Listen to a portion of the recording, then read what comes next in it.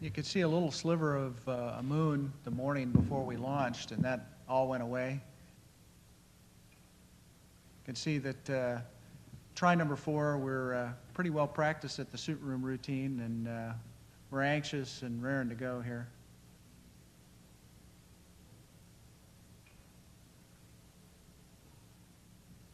They make you wave a lot.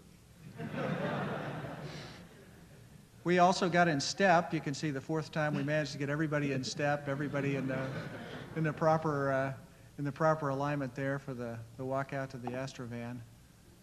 Just after sunrise, we got down to T-minus 3 seconds, and the main engines were still running, and the vehicle was rocking back and forth, and you can see the SRBs lighting up, and that's when I told Frank I was starting to be excited.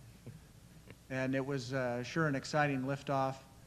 Shake, rattle, and roll, and clearing the tower and everything was just an incredible ride. The roll program and everything, I don't think you've probably heard a more excited roll program call in the history of the shuttle program. Just a spectacular day to go fly, just like the other 3 opportunities had been. You can see we're just going straight on up there. There aren't even any perturbances to the plume there. I mean, it's just a spectacular day. This is what I told everybody was going to be the train wreck, where the solids come off and there's a huge structural ring through the vehicle and everything else, but I guess with all the rocking and rolling Discovery did on the pad, everything came off very smoothly, including the external tank. And this is some great footage that Jim Newman got of the tank. Now we're in the post insertion, doors are coming open, and we're about ready to get to work. Well, the first item on our agenda was the axe toss. Here is the axe toss being tilted up. We had already rotated the ASC open, and this is the aft flight deck here, and axe is all tilted up. Dan was watching the currents while we were tilting up, watching the motors, and he had his fingers crossed that this would be the time to deploy. I hit the fire switch, and away she went. You can see this through a camcorder. Video is just amazing visuals as it came up and over the flight deck and out across the ocean there and the clouds. This spacecraft is on station right now, doing great during its checkout period. You can also see some of the debris that came out too. We had both super zip explosive cords fire, so that followed us around during the mission a little bit. Now the axe toss was on a timer, and 45 minutes after the deploy, Dan maneuvered the arm around the space shuttle and around one of the wings to get this picture of the toss motor burning and sending it up to Earth orbit. At the end of the robotic arm are these wire snares, and that's the first half of a good grapple. And what we do is maneuver it using this cross-haired target, and from that target I can tell if I'm off axis, and I just get close enough. There's a pin on the grapple fixture what the wire snares will wrap around. That's the first half. And then they retract inside the end of the end effector and then give us a good grapple. There's Frank wiping a little sweat off my brow. No pressure there. Here's the Orpheus Spa's unberth. Again, went very well. Much attribute that much to the great training that we went through here. Flight deck was very crowded there, and that was Carl maneuvering the IMAX camera. We tested the door of SPA's prior to release. It was actually a command sent by the ground, but that's actually in the release position over the payload bay right now. Again, there's Mr. Bill in Frank's seat. Unfortunately, he didn't get to look out the window quite as much as we did, but you'll see later here he gets kind of surprised by one of their surveys. And again, this is prior to release, and at the moment of release, I press a button and or trigger switch, it opens the snares, and I pull away with the robotic arm. The next thing we're going to do is, if you recall, the IMAX camera and the EMU TV on there, we started receiving that back. So this is the SPAS actually taking a look at the orbiter, and we were able to set up and do all the maneuvers, as you can see here. And then this is us looking back at the SPAS as it takes pictures of us. And so what we're really looking forward to is when the IMAX film comes out, and I believe that there may be a general screening of that sometime in the future for JSC folk. It will be looking like this, except for with IMAX quality. At night, of course, we were shining a flashlight at it in order to try to see if it could see us. One of the things we also did was a maneuver. The Rickrell roll, Ted Rickrell designed this one. It's sped up a little bit here. It's blooming a little bit because of the EMU TV camera doesn't have the range in order to be able to handle all that. But the IMAX is supposed to have been set right and should handle this, and so you can get a number of different views of the orbiter as it does its rotation before we then ended up doing our final separation away from the SPAs in order to go into our week-long sort of station keeping. So here we are. These are the payload bay lights on the orbiter, and there's that little flashlight that we were shining. Once the Orpheus SPAS was deployed, we had our LDCE experiment that we activated. It's a getaway special gas can. It has material to be tested for future space applications. We called it Oscar and Albert. On the DSOs, again, we saw this one earlier. There's the goggles going opaque. There's the targets. You can see the little laser. This is the Advanced Lower Body Restraint Test, affectionately known as Albert, and it really benefited, especially myself, being a little bit shorter on the aft flight deck, and being able to see out the window and reach all the controls of the RMS. It worked beautifully, and here I am changing contacts. I was the only one who flew with contacts on the flight. It took a while to get used to a technique that would work. And what was kind of interesting is that the solution that I used, I actually preferred a thinner solution in space just because of the surface tension, which it kind of caught me by surprise. Fortunately, I brought both kinds with me, and it worked well. There's the HRSGS, the high-resolution shuttle glow spectrometer, just a demonstration of how easy it is to move large objects around in zero gravity. Here we are with Dan doing his cycle ergometer workout, and Bill decided to take a little jog with him. I think they covered about 12,000 miles during a part of that. That was the low-impact treadmill. The opportunity to have a bite to eat after a long day, that squeeze steak I've got there is why I'm smiling. Really quite good to have a chance just to relax a little bit and have a bite to eat down on the mid-deck. These are little Teddy Grahams, and there's a shark sequence with one of these where one of them disappears. I think that got cut out of this. We also, with deference to our many medical experiments, we had a guinea pig on board. That's how we sort of felt. And this is the guinea pig shots, as we fondly called it.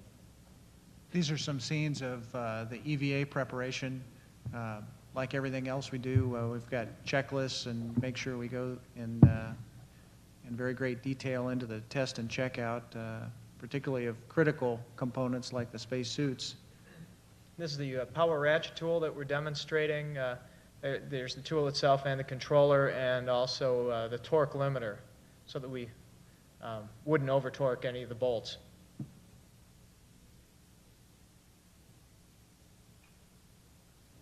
Here we are in the airlock. We're doing our pre-breathe here. We did 40 minutes prior to depressing the airlock. And there's not much you can do except hang around and smile and wave, and that's what we did. And this is the egress from the airlock. As I was going out, it just really struck me how familiar this was, and it just have to hand it to all the training that we had in the WETF. Really prepared us well for the experience of going out into the payload bay. And we went right to work. I'm out there on the port side getting Jim's tether. He had a new tether that we were checking out. There we are setting up one of our work sites, and I'm putting a bridge clamp there in order to be able to later on set up the Hubble Space Telescope portable foot restraint. Carl is doing his translation technique there on the left, you can see, as I'm setting up one of the bolt probes there. And this one works a lot better than other methods. Once you're up in space, it's painful in the water tank because your head's down like hanging from a high bar. But we were then able to set up our work site in this area here.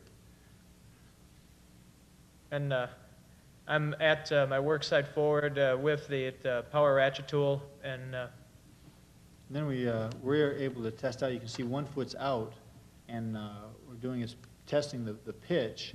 And with 1 foot out and the other one from in there, we're able to position it and pitch quite easily. It's more interesting in yaw. There's have to be fairly careful in order to avoid having the one remaining foot come out of the PFR. And it also shows, I think, in the next one, will show a close-up of how the foot is actually doing the pedal movement. So with this, you don't have to get out of the PFR in order to reorient it, which is much more effective. And there you can see the boot pushing on the pedal, and then the other foot is doing its little torque routine in order to move it around.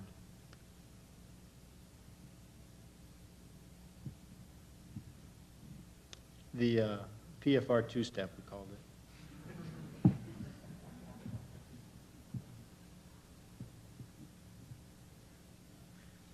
And here I am working with the power ratchet tool, and it worked quite well. You had to keep your body rates under control.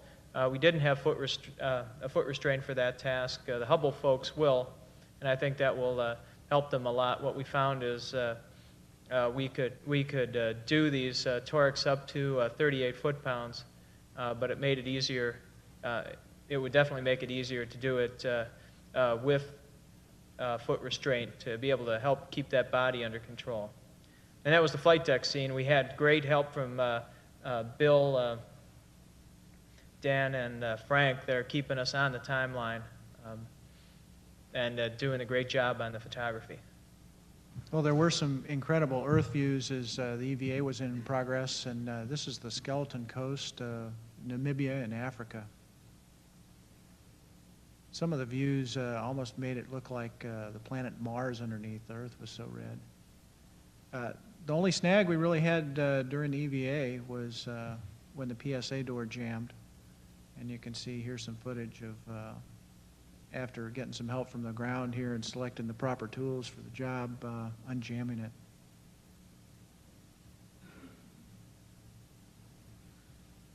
And here's our sign. And the group shot. The guys are in the window. Well, next thing was our next big event was the rendezvous, and here's Bill performing some of the burns in preparation for the final intercept. And Jim set up with all his computers, and in a moment you'll see one of the trajectories that was generated.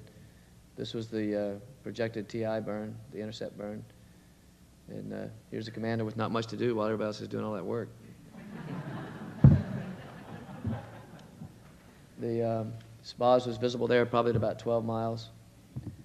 Dan was using the handheld laser, which he was able to use very expertly. He got a mark out to 8,700 feet, which is the best we've ever been able to do with the handheld.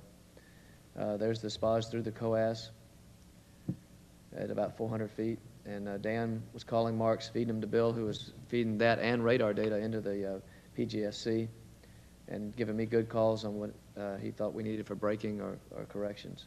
This is the SPOS at about 200 feet, slightly aft, as we were approaching at about 0.1 feet per second, 0.1 foot per second. Dan in the aft window watching for this to happen. This is the view from the end effector as we brought it down into the payload bay and tried to get the grapple fixture as close to the end effector as I could, so Dan didn't complain too much. But at about this point, Dan was saying, well, I'm getting ready to take the brakes off. And I said, okay, you got it. Free drift, it's yours. And he said, wait a minute.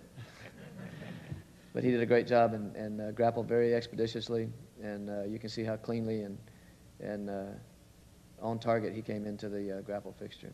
This is sped up just a little bit for the RMS folks that might be getting nervous out there. But the object is to keep that little white dot inside that little white center circle, and he did a terrific job.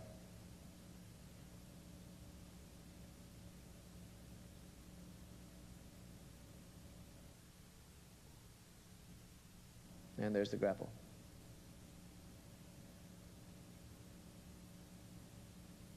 And of course, we had a lot of activity to do after that, including getting set up for the Rick's camera operation, as well as some manual flying on Bill's part.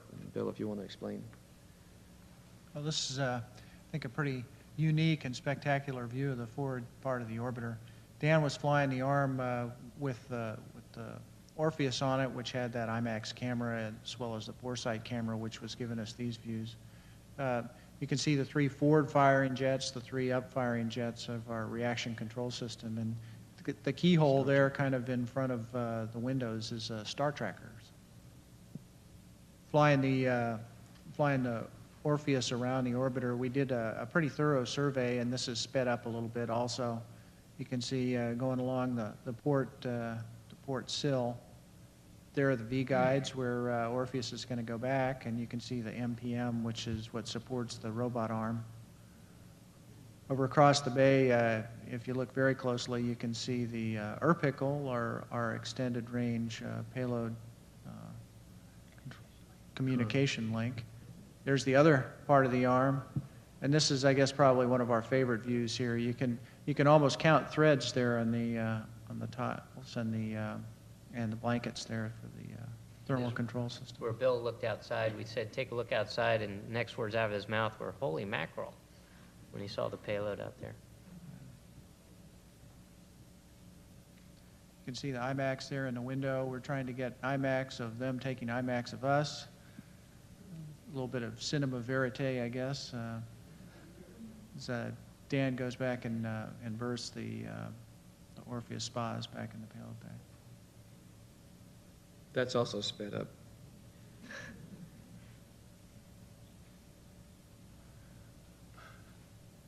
We did have a chance to look out the window a little bit. This is part of a photo frenzy in progress. We had some spectacular views, and unfortunately the video doesn't quite do justice to some of the views we saw. This is Australia, and the turquoise and blues of the water and the contrast with some of the really intense red of the land was just spectacular. You can see a little bit of sun glint down there in the bottom center portion of the picture. It really does highlight the little streams and tributaries that you wouldn't ordinarily see. This is taken out of window 6 on the pilot side, and we're going to zoom in here, and what you're seeing is the city of Brisbane, Australia. And it just turned out, we wound up with a night landing because with our takeoff time and a 10-day flight, the United States kept on getting darker and darker and darker. And that meant that halfway around the world, of course, Australia, we had some spectacular views that were always sunlit.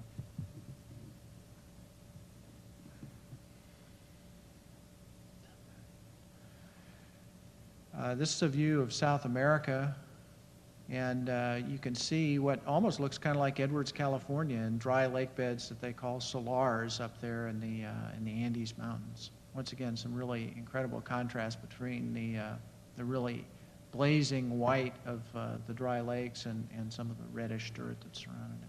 The winds in that area of the world blow at like about 80 miles an hour across those lakes.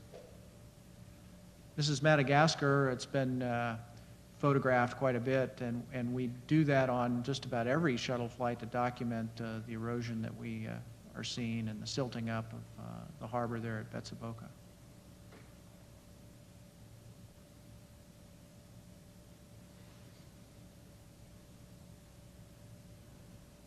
And once again, the sun glint is pretty evident. This is Africa at night, and what you're looking at there are thunderstorms, and I think the size of the frame there is probably about 200 miles on the side. So you can see just how widespread the thunderstorms are and just how incredible the electrical activity is, especially when you view it on a large scale like that.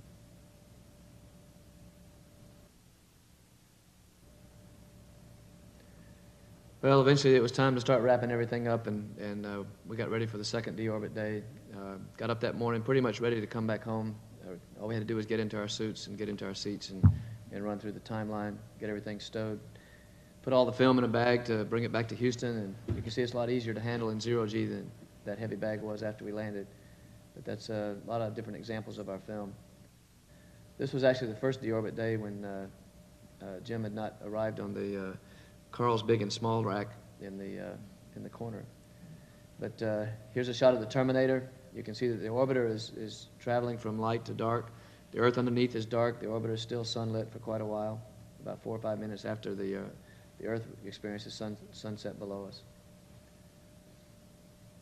The entry itself, of course, requires about 4 hours of work prior to re-entry. There's Jim with his 51 and all his electrodes on. Everybody's suited up at this point, just about ready to do the deorbit burn. About a half an hour after the burn, we begin what we call entry interface, and this is the light show you see outside. I didn't see this on my first flight because we re-entered in daylight, and I'm not sure how I'd have felt if I'd have known what was going on out there, but it was pretty spectacular. This shot was taken with an infrared camera, probably over Orlando or in that vicinity. You can see how hot the leading edge of the wings and the nose cap are, just prior to us rolling onto the hack, coming across the coast, the Atlantic coast of Florida.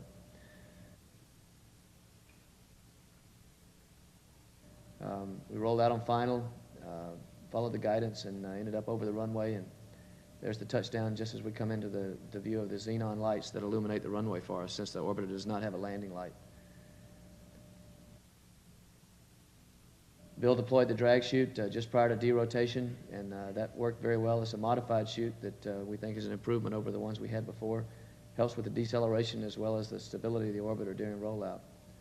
You can see the nose wheel touch. We rolled out about a little less than 9,000 feet, and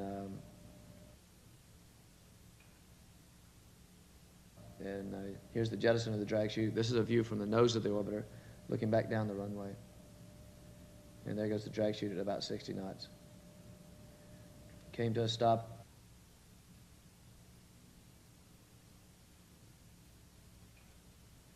I was starting to be excited.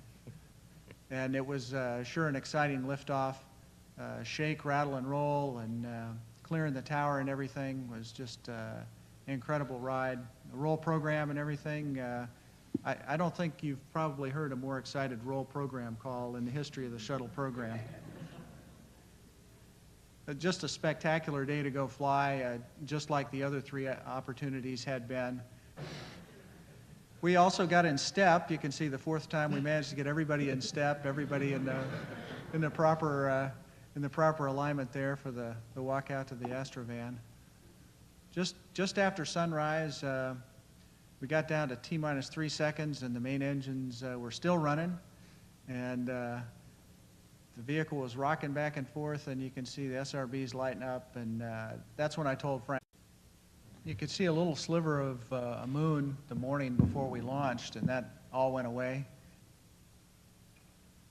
You can see that try number 4, we're pretty well practiced at the suit room routine, and we're anxious and raring to go here.